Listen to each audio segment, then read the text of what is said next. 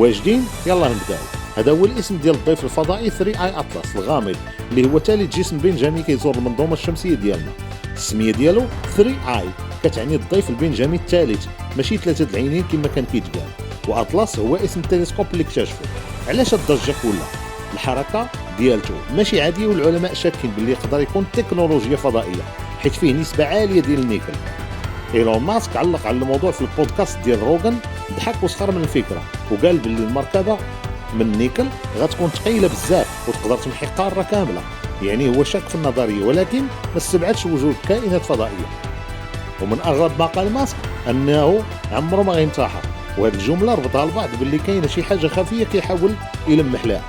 الخلاصه وكاله ناسا اكدت ان الجسم 3 اي اطلس ما فيه حتى خطر على الارض وغادي يكمل طريقه بعيد. باقي الابحاث مستمره باش يعرفوا واش هذا مذنب عادي ولا زائر تكنولوجي. لا تنسوا الاشتراك في القناه وتفعيل جرس الانذارات ليصلكم كل جديد.